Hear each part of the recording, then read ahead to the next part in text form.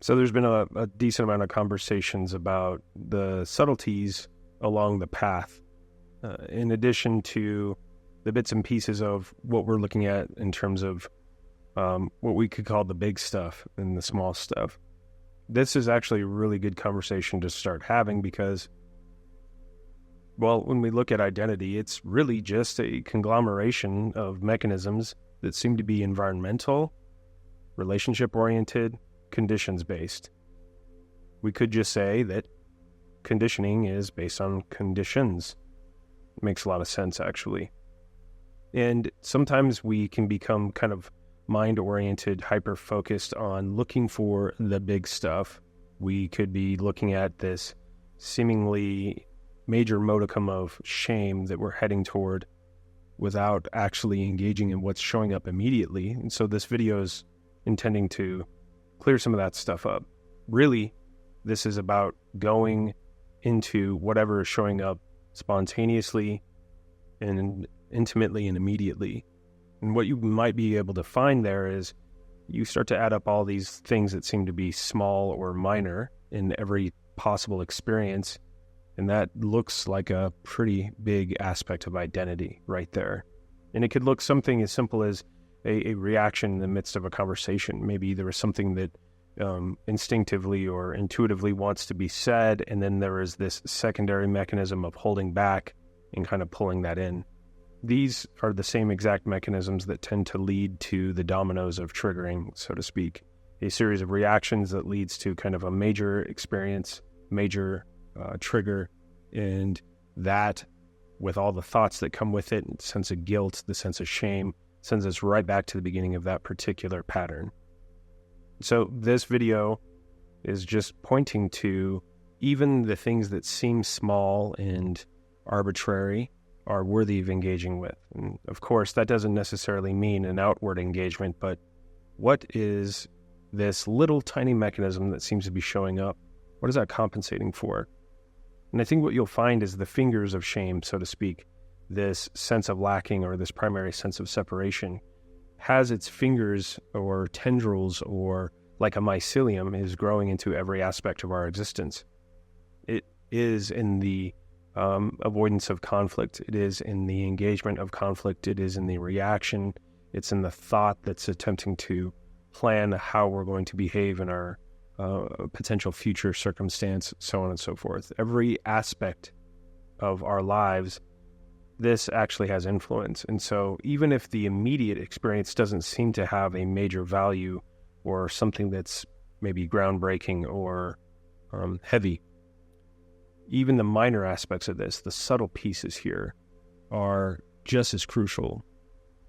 There is no hierarchy of these experiences, even though it may seem that way. What it really is we're noticing how the mind is essentially attempting to create some sort of bypass there. Every aspect of this is worthy of engaging with. Every tiny piece of this is worthy of digging into. And you might find that that's actually a more manageable experience overall. We could say in the regularity of our engagements that these little pieces seem to show up pretty often. In fact, they seem to be pervasive as soon as this identity seems to come online and begin our day.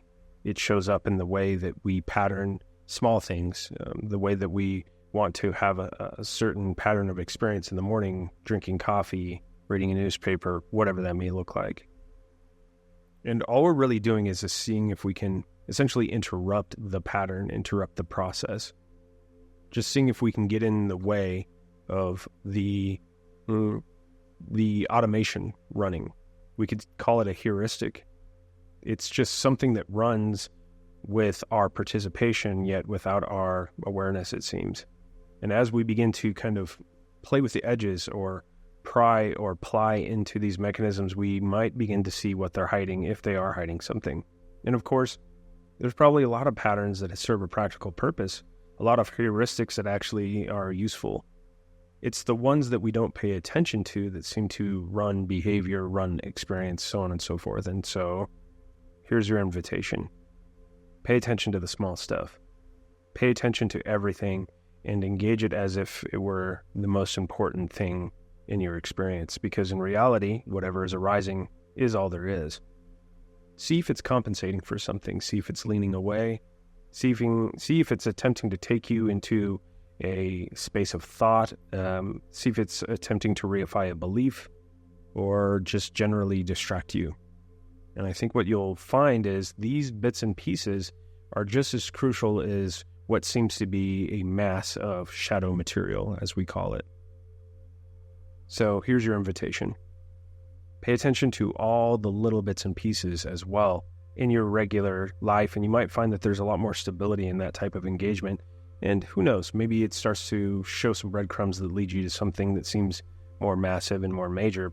The point here is no stone left unturned, especially those stones that we've turned over previously. Angelo will mention one of his tenets for waking up, which is absolutely accurate. That tenet itself is basically, you have to want this more than anything. I'd like to expand that a little bit, because there is a sense of curiosity in this that can bring about some lightness and make this engagement a lot more fruitful, a lot more pleasant, actually, a lot more engaged. And that's the willingness to be absolutely perpetually surprised in every moment. The motion away from certainty and conclusion.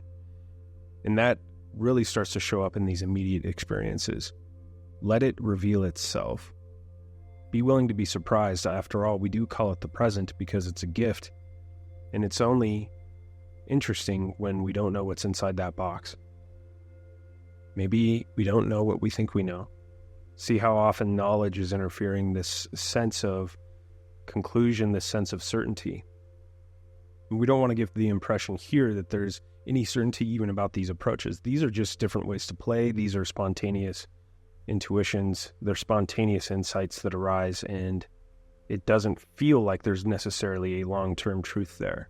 But what seems to be immediately true might as well be regarded as truth with this essence and this curiosity of further investigation. That's the pointing. Dig into everything in a way that allows us to be absolutely surprised. Some powerful experiences tend to show up in the midst of what is immediate and unknowable. This is the point, essentially. Without there being a point, this is the pointless point. It's kind of like that. And I think what you'll start to find is that there is so much surprise in the things that we think we know that we start to basically turn curiosity toward that which is absolutely intimate, immediate, spontaneous, improvisational even. We become so highly engaged in our tangible, actual experience that we don't devote any time or perception to stepping back to analyze that. And we find where the mind is actually best suited as a machine of suggestion. It's very good at that. And as an assistant, these suggestions seem to show up as a take it or leave it objective approach. In other words, there is no stickiness in thoughts. There's just a presumption that I must engage, and that itself is the stickiness. There's a presumption that I must resist. There's a presumption that there's a me to have any choice in this at all. All of these things seem to lead us to something a lot more acute, something immaculate, something that is utterly illuminating. So here's your invitation again. Take some steps to start to approach these things that seem minor yet immediate, and see where those particular fingers are pointing, and you might just start to recognize the moon itself. And as always, if there's any questions or comments, please share those and we'll get into that. Thanks.